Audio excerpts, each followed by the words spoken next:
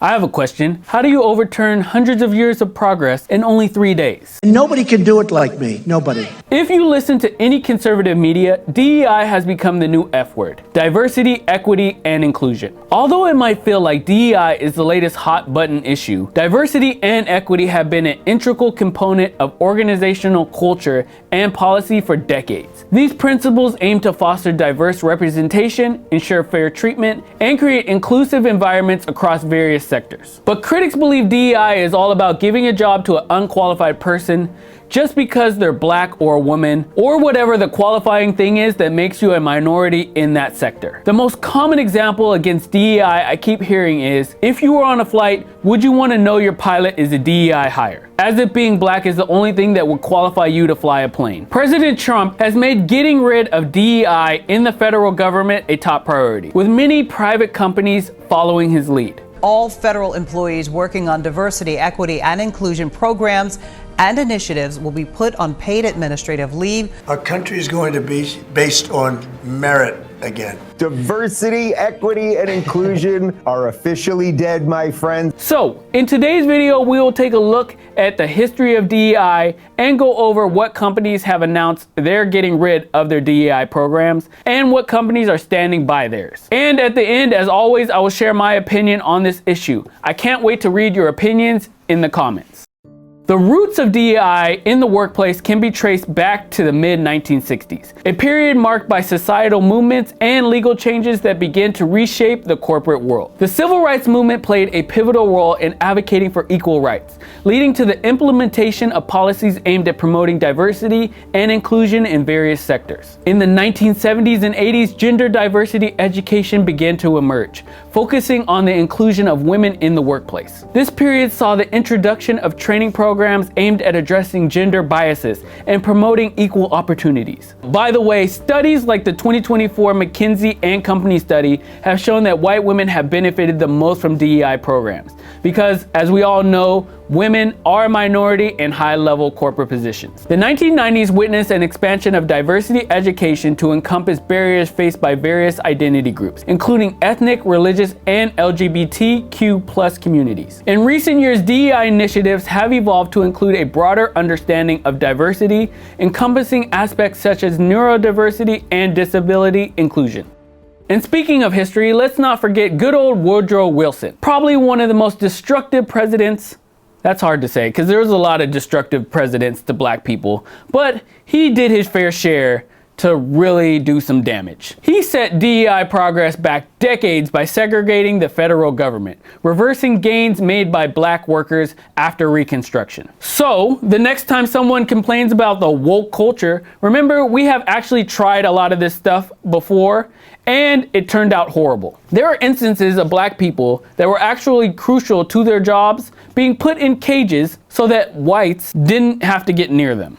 Look it up. The big question is DEI beneficial for organizations? The impact of DEI on companies has notoriously been difficult to quantify, but there has been studies that show the programs have a positive effect on the company overall. They definitely have a positive effect on the community as a whole. A recent study by TechTarget's Enterprise Strategy Group showed DEI programs can enhance organizations' competitive position, agility, innovation, and brand perception. And the more time the DEI program has, meaning the more mature it gets, the more benefits the organization gets out of the program. Despite the recognized benefits of DEI, recent developments have seen some organizations reevaluating their commitments to these initiatives. Political shifts, economic pressures, and debates over the effectiveness of DEI programs have contributed to this trend. Following an executive order by President Donald Trump to end federal DEI programs, several large U.S. companies, including McDonald's, Ford, and Meta, have announced the discontinuation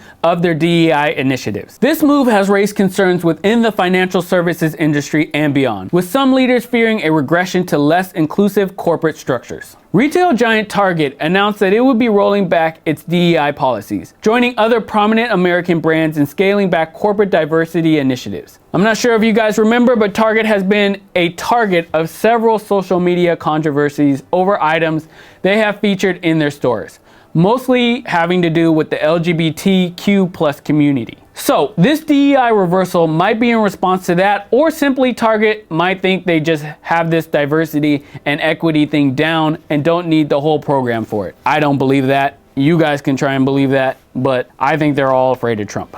Meta, the parent company of Facebook, is also rolling back its DEI programs. Meta head Mark Zuckerberg, I'm not sure if you guys saw him give that whole speech about how they're rolling back everything, maybe an effort to be on Trump's good side. Especially when, Trump makes threats that you might be going to jail when he gets into office. Amazon and McDonald's are also ending their diversity and inclusion initiatives. McDonald's diversity program that's coming to an end is only 4 years old.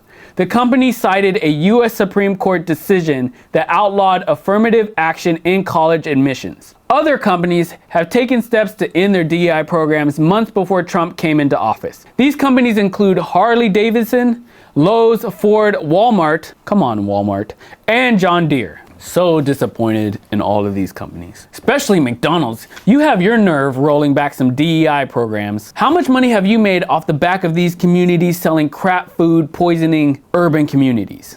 You should be giving back as much as you can to DEI programs. A survey conducted by resume.org found that 1 in 8 companies plan to weaken their DEI commitments in 2025. A lot of these companies initiated their DEI programs in response to social pressures after the killing of George Floyd in 2020. But not all companies are dropping their DEI. Costco, the only place on earth where you can still eat for under $5, has maintained its DEI initiatives despite facing shareholder proposals to investigate these policies. The company's board emphasized the importance of inclusivity for its 300,000 employees and highlighted the economic benefits of DEI. The heads of both JP Morgan Chase and Goldman Sachs have recently defended their DEI programs and stated their commitment to continue on that path. It's not going to change almost anything that we do. And by the way, I'm a red-blooded, full-throated, capitalist American patriot, so I'm not interested in other people, saying what we're doing. We reach out to communities. We reach out to the press, we reach out to the black community, we reach out to the LGBT community. So it's not going to change these special programs, and it lifts up. If you want to be a really good company, your employees have to trust you, your communities have to trust you, your shareholders have to know have to trust you. That's what we do. The future of DEI in organizations remains a topic of active discussion. Experts suggest that for DEI initiatives to be effective and sustainable, organizations must move beyond performative actions and integrate DEI principles into their core operations and values. This includes setting measurable goals, holding leadership accountable, and creating a culture where all employees feel valued and included. And for the record, let's be clear. DEI doesn't force anyone to hire an unqualified person. It's about making sure the best candidates have a fair shot, regardless of their background. If companies are only doing DEI to look good on paper or avoid social media backlash, maybe they should just quit.